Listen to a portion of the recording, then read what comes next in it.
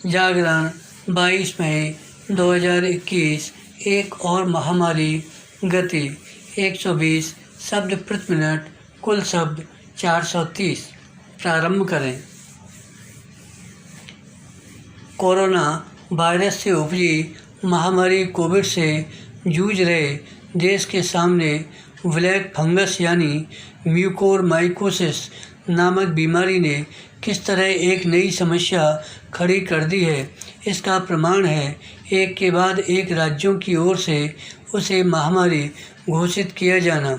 Black fungus को केवल महामारी घोषित करना ही पर्याप्त नहीं, क्योंकि आवश्यकता ऐसे उपाय करने की भी है कि कैसे लोग इस बीमारी की चपेट में आने से बचे रहें, और यदि दुर्भाग्य से आ भी जाएं तो उनका समय रहते सही उपचार हो सके। बराम इसकी अनदेखी नहीं की जा सकती कि अभी तक करीब 125 कोरोना मरीज ब्लैक फंगस की चपेट में आकर जान गंवा चुके हैं और कई की आँखों की रोशनी चली गई है। बराम इनमें से कई ऐसे भी हैं जो कोरोना संक्रमण से उबर चुके थे। बराम यह ठीक है कि ब्लैक फंगस को महामारी घोषित किए जाने से एक तो सभी मरीजों का विवरण भारत सरकार के पास उपलब्ध रहेगा और दूसरे भारतीय आयुर्विज्ञान अनुसंधान परिषद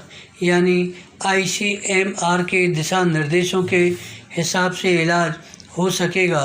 लेकिन इसी के साथ यह भी देखा जाना चाहिए कि किन कारणों से महामारी का रूप धारण कर चुकी यह बीमारी सिर उठा रही है।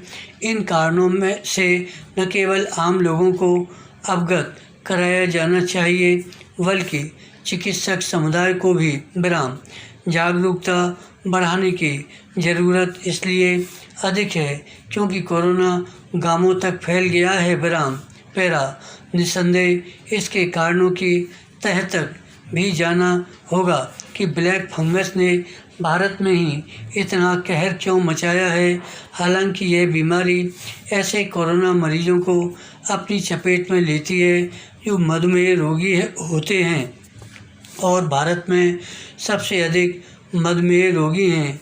लेकिन एक अन्य कारण कोविड के उपचार के दौरान कुछ दवाओं का अनियंत्रित इस्तेमाल भी है।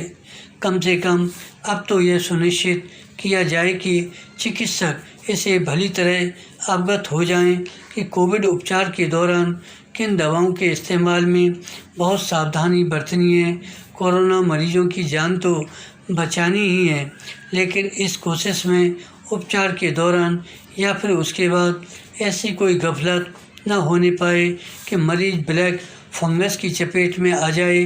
बराम यह अच्छा है कि ब्लैक फंगस के उपचार में कारगर दवा की तंगी को देखते हुए कुछ और कंपनियों को इसका उत्पादन करने की मंजूरी दे दी गई है।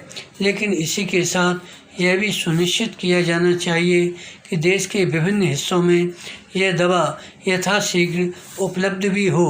वास्तव में बात तब बनेगी जब दवा के उत्पादन के साथ उसकी आपूर्ति पर भी प्राथमिकता के आधार पर ध्यान दिया जाएगा।